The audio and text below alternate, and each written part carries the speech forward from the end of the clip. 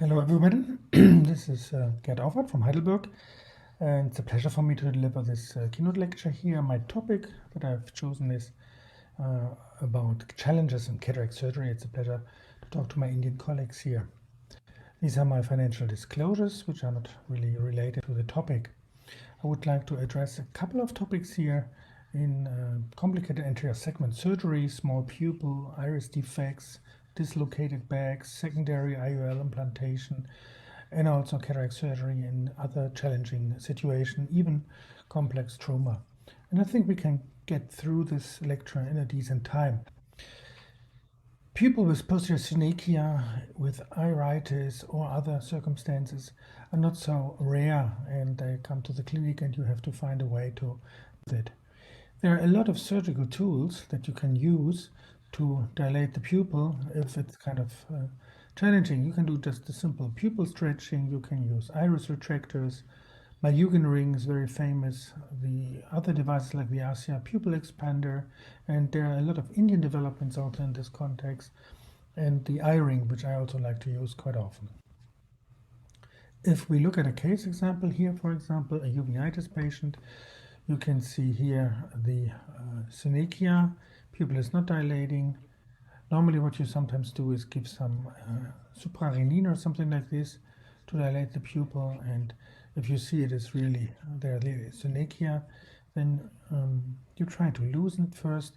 Sometimes I take a spatula, sometimes I take a viscoelastic cannula like here and try to open it. You usually see that there is a kind of pupillary membrane which can be drawn apart, the pupillary rim, quite easy, here with these kind of forceps, for example, without damaging, as a matter of fact, the pupillary margin. And you can see you can take it off here carefully, but it goes out. And sometimes you can actually dilate the pupil under the circumstances with viscomydriasis or something, or you have to use a device like this. This is called an eye ring, and it's consisted of 4 little areas where you hang the iris in. You have some instruments for this, either spatula or some little hooks to do that. And here the iris rim is really spanned out here on this thing. It gives you like a 6 millimeter opening, which is very protective for the pupillary rim. After we have put that in here, we just go ahead with the phaco, put in the intraocular lens like this. And what you usually do is, before you remove the whole viscoelastic, you can actually withdraw the eye ring here. So I place the lens inside. And then the same way you got the ring in, you get it out with this little applicator. You can more or less take it out without opening the incision or something like this. Just draw it back in the injector and take it out. Usually the pupil looks quite nice and round, and you don't have any problems like you have sometimes with iris retractors, where you see the defect.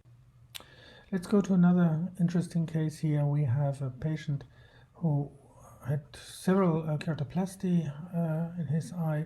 He actually had a severe Sjögren syndrome, ulcera, and other problems. He also had some other challenges, medical challenges. And you see here the situation where in both eyes you have a cataract, and the iris, due to several surgeries, also was damaged. You can see here huge areas where the iris is defect. So there's not a real iris anymore, just parts of it. Visual acuity is very bad, as you can see here. And here we think about the surgical planning, especially the pre-surgical planning. We have, as you have also in India, a lot of choices in terms of patients with aniridia or iris defects. You have special capsular tension rings with segments here, or even aniridia lenses here by a company called Morcha, or artificial iris.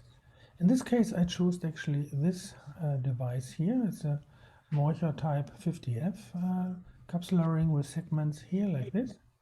I will show you the surgery here. The surgery itself was, of course, important in terms of preserving the cornea. I put the iris here with some iris retractors. Did the phaco. The phaco wasn't really so challenging, and when you remove here the remnants of the cortex, you could see it's pretty stable actually. So it gives you already a feeling, what can I do afterwards? Can I put in this device or not? After I cleaned the capsular bag, I inserted the device, and you have to actually extend the incision here by almost to 3.5 to 4 diopters. And having a lot of these segments, it's kind of fiddling around to get it through this small incision without hanging in here with between the segments. But after a while, one after the other went inside the capsular bag. And the idea here is to put first this thing in and then later the intraocular lens, because the lens must be behind this in the capsular bag. So with forceps and spatula, we dialed in each individual segment. Of course, you also have to be careful not to damage the small type of iris which is left. Then after a while, everything went in. And in this situation, I thought, well, if I get the ring in, everything is easy afterwards.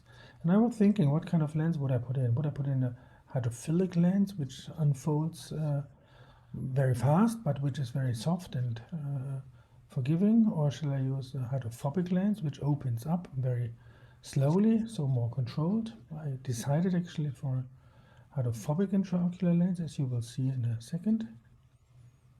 So now the whole thing is in the capsular bag. We put in some more viscoelastic to deepen the capsular bag.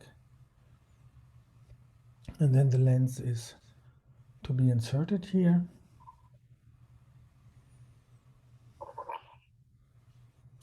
Which we can see right now. Yeah, viscoelastic. Now the lens is in, the first haptic also is in the bag. But here we had the problem that the second haptic was kind of sticking in a bad way onto the optic, and when we want to put the lens in, it got stuck between two of these segments. So it took me quite a bit of time actually to place it under the segment, then inside the capsular bag. Eventually it went well, as you can see here.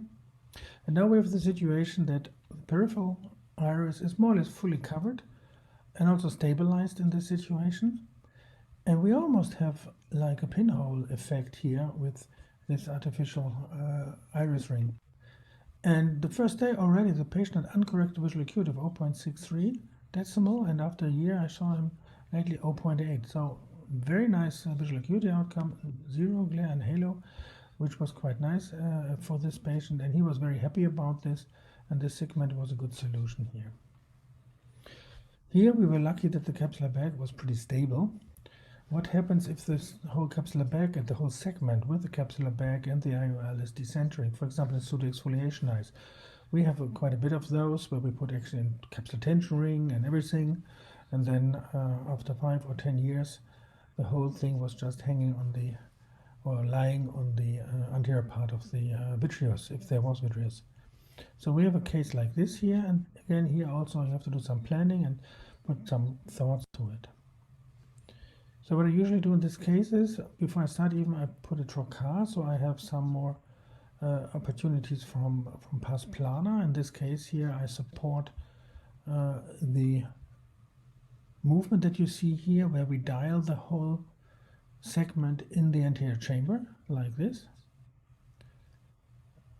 And now it's fairly easy actually to take the lens out with the Sommerings ring and everything. I think in this case it was actually a PMA lens, so it's a longer time ago. We opened this up to like 7 millimeters, something like this. It didn't really fit through directly, so what I had to do is take a stronger forceps, like a so-called Doden forceps I use for this, which is very stable to grab the whole thing, and then you have a good way to take it out. Then we do via pars plana the cleaning of the capsular bag here, not of the capsular bag, of the anterior vitreous, so that this one is completely free of it. then we have to think about secondary IOL implantation, and what we do quite often in Germany. I don't think it's so common in India, but we like actually to put a retropupillary fixation of an artisan lens. You see here the artisan lens, which is turned upside down, and it's placed at the beginning onto the iris, as you can see here, but it's not fixated like this. You will just see that we take now a forceps and move the whole thing. Every technician, we have to play fast or have to stop.